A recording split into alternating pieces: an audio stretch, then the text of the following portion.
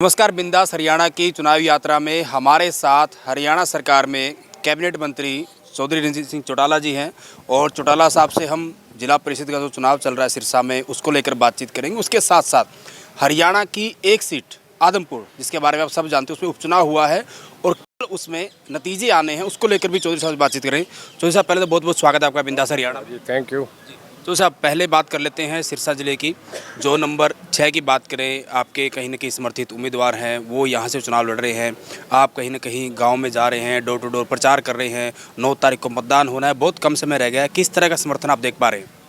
देखिए, जहाँ तक जिला परिषद के चुनाव की बात है, मैं सभी में घुमा। अभी इससे पहले मैं 7 नंबर जोन में था, कल मैं 19 नंबर जोन में था। मैं 24 में से अब तक 10 जोन में घूम लिया और 10 में हम 10 के 10 में ही जीत रहे हैं। तो ये एक अलग नहीं होगा।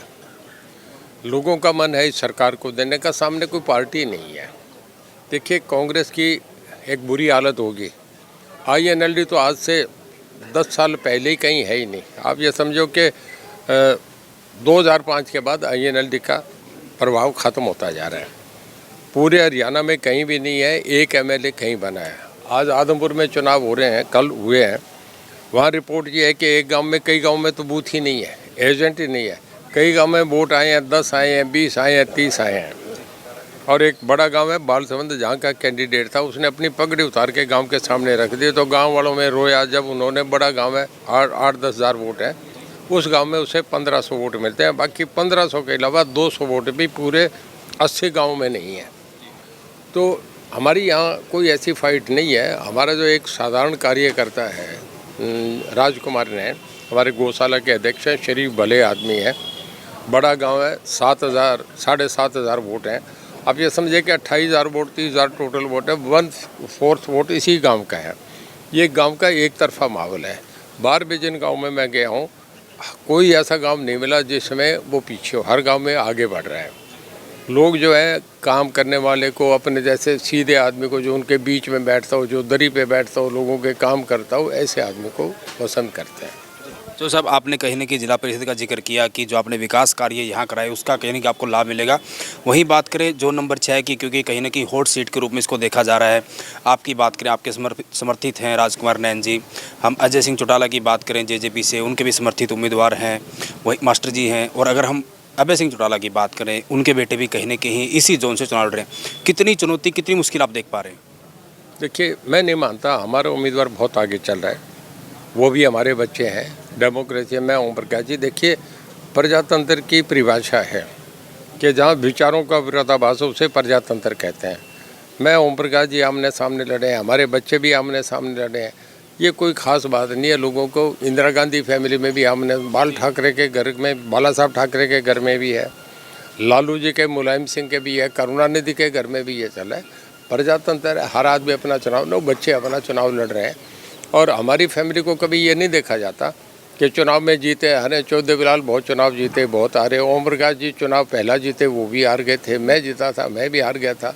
ऐसा नहीं, हार जीत होती है। तो बच्चे भी एक अपनी प्रैक्टिस करें, हारेंगे, जीतेंगे, करेंगे, लगे रहेंगे। तो साहब आपने कांग्रेस का जिक्र किया, कांग्रेस की हालात आपने बताई, इनेलो का आपने जिक्र किया कि उनकी हाल फिलहाल एक ही सीट है। लेकिन अभय सिंह चौटाला की बात करें, वो ये कह रहे हैं कि जो 24 के 24 वार्ड है, 24 के 24 जोन है, 24 के 24 वार्ड में वो जीत कर आएंगे। जब विधानसभा का चुनाव हुआ था तब सब जगह ये स्पीच होती कि 90 हल्के हम 90 के 90 में जीतेंगे, सरकार ही हमारी बनेगी, विपक्ष होगा ही नहीं, हम अपने आदमियों को मानेंगे, सामने विपक्ष ही नहीं होगा। आज सरकार है, वहाँ सीट नहीं है, कोने में जाके एक सीट है उनके पास। वही जो साहब अगर रानिया हल्के की बात करें, क्योंकि सिरसा ज़िले के अंतर्गत आता है, आप यहाँ से विधायक हैं। बॉर्डर की बात करें, पंजाब लगता है, राजस्थान लगता है, नशे का काफ़ी यहाँ कहीं न कहीं सुनने को मिल रहा है। क्योंकि इनेलो की बात करें, कांग्रेस की बात करें, जो कांग्रेस के विधायक हैं या फिर इनेलो के इकलौते विधायक हैं, वो भी आपके सामने विधानसभा में इस तरह की मांग उठाते रहे कि नशे को लेकर आप कैसे देख पा रहे हैं? देखिए, सबसे ज़्यादा कड़ी कार्रवाई हमारे मुख्यमंत्री जी ने करी है। सब लोग जान रहे हैं इस बात को। आप पूरे हल्के में घूम के देखो, यहाँ अभी पिछले महीने 14 जिप्सी स्पेशली लगी थी। वहाँ से चंडीगढ़ से उन्होंने स्टाफ भेजा। 14 जो जिप्सियाँ थी, उनका काम यह था कि 2-2 के इकट्ठी चल के रेड करा। मेरे ख्याल में नशे पे बहुत कंट्रोल हुआ है और उन्होंने तय कर रखा है कि मैं नशा करने वाले आदमी को, कोई भी बेचने वाले को कहीं भी माफ़ नहीं करेंगे। सरकार बहुत इस मामले में सख्त है। पंजाब के साथ लगता इलाका है, बहुत गंदी बीमारी है। हम भी चाह रहे हैं कि ये एक बहुत लोगों के जीवन बर्बाद हो रहे हैं। तो हमारे यहाँ पंजाब को देखें तो बहुत कंट्रोल हुआ है, पर इधर राजस्थान है, इधर पंजाब है, एक बॉर्डर पे आया है, तो दोनों तरफ का स्टेट का हम पे इम्पैक्ट आता है। पर तुरंत हमारी फोर्स जो है वो लगती है, और नशे के मामले में कहीं भी जो कोई मिला उसे तुरंत इन्फॉर्मेशन पे स्पेशल सेल क्रिएट कर रखे हैं, हम पकड़ रहे हैं। तो साहब अगर हम गठबंधन सरकार की बात करें तो 3 साल का कार्यकाल सरकार पूरा कर चुके हैं। आप भी यहाँ से विधायक हैं, हरियाणा कैबिनेट के अंदर आप वजनदार मंत्री हैं। रानिया को लेकर ऐसे बड़े कार्य, विकास कार्य जिनकी लंबे समय से जरूरत थी, जो आपने करवाए हों? बहुत कार्य हैं इस गांव में। मेरे समझता हूँ अभी सरकार बनने के बाद सबसे बड़े काम तो 7-8 करोड़ रुपए अभी इसी साल में इस गांव में आए हैं। यहाँ जो घग्गर का पानी जो आ रहा है वो पहले 280 क्यूसेक था, अब उसमें बढ़ के 780 क्यूसेक पानी आ रहा है। गांव में आप किसी आदमी से पूछे, पहले से घग्गर का पानी 4 गुना बढ़ा है। बिजली 24 घंटे रहती है। अब जब बिजाई का टाइम है, गेहूँ बुआई का टाइम है, तो हमारे आप ये देखो कि 8 घंटे बराबर लगातार 24 तीनों शिफ्टें हमारी कंटिन्यूस चल रही है। ये गांव जगमग योजना में है, 24 घंटे, सरसा जिला ही 24 घंटे चल रहा है। अगर पूरे देश में देखें तो हरियाणा पहली स्टेट है जिसमें 84% जो जगमग योजना से लोग जुड़े हुए हैं। हरियाणा नंबर 1 पे आता है पूरे देश में। पूरे देश में हरियाणा पहली स्टेट है जिसमें रूरल इलेक्ट्रिफिकेशन 71 में कर दी गई थी। वहीं अंतिम में चौधरी साहब, आप कहीं ना कहीं आदमपुर उपचुनाव में प्रचार के लिए गए थे, नतीजे आने हैं, पूरे के पूरे हरियाणा की निगाह वहाँ पे, और कहीं ना कहीं ये भी कहा जा रहा है कि 2024 में चुनाव होने हैं, उससे पहले सेमीफाइनल के रूप में आदमपुर को देख रहे हैं। आप कैसे देखते हैं कल के नतीजों को? लोगों का ठीक कहना है, सब जगह पहले एक ओपिनियन पोल दिया जाता है, एक ओपिनियन पोल है। अगर इस चुनाव में होगा तो मैं समझता हूँ बीजेपी कम से कम 15,000 वोटों से जीत रहा है। जो बजनाल की अपनी सीट होती थी, पारंपरिक उनकी सदा से वो सीट रही है, जैसे हुड्डा साहब की अपनी किलोई रही है। तो इस सीट पे मैं 15,000 से कम मार्जिन नहीं मानता। नंबर 2 पे कांग्रेस है, और आम आदमी पार्टी और INLD दोनों की जमानतें जब्त है। मैं आज आपसे कह रहा हूँ, कल आप 11 बजे TV पे सुन लेंगे, और उसका इतना प्रभाव पड़ेगा।